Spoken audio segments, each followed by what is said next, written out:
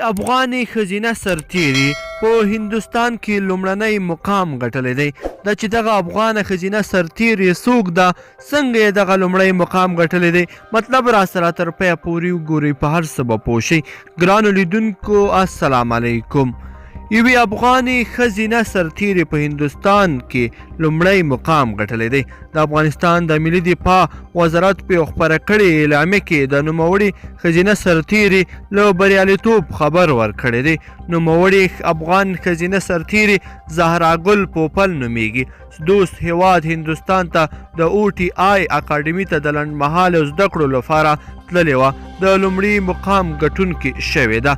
د افغانستان د ملي دفاع وزارت د افغان ښځینه سرتیري د لومړي مقام ګټلو او بریالیتوب مبارکي ټول افغان ولس ته ویلې ده. دا په داسې حال کې ده چې په دا وروستیو کې د افغان سرتیرو لیکو ته د ښځینه سرتیرو جذب ډیر شوی دی. ښځینه سرتیري هم له نورو سرتیرو سره یو ځای له خپل هیواد دفاع کوي. په ټولنه کې د یو شمېر محدودیتونو له امله د افغان سرتیرو په لیکو کې د افغان ښځینه سرتیرو شمېر خورا ډیر نه دی. ډیر شمېر کورنۍ د افغان پوځ په لیکو کې د لوڼو او خویندو کار کولو ته زړه نه ښه کوي. اوس مهال د افغان سرتیرو په لیکو کې د افغان ښځینه سرتیرو د کار کولو لیوالتیا تر پخوا لا ډیره شوې ده.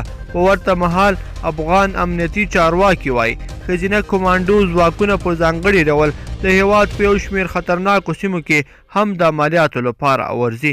دغه افغان ښځینه کمانډو ځواکونه د هیواد بهرنیو ځواکونو پر ځای کار کوي چې پخوا یې شپني عملیات ترسره کول.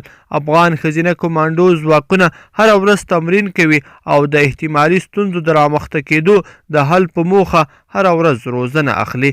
د افغان ښځینه سرتیرو سربیره افغان ښځینه کمانډو ځواکونه هم په شپنیو عملیاتو کې د هغه بهرنیو سرتیرو پر ځای برخه اخلي چې پخوا به یې شپني عملیات ترسره کول. ګرانو لیدونکو په دې هیله چې ویډیو مو راسره تر پایه پورې کتلی وي. که چیرې مو دغه ویډیو خوښه شوې وي نو حتما یې درسره لایک کړئ او نور دوستانو سره یې هم شریکه کړئ. مننه.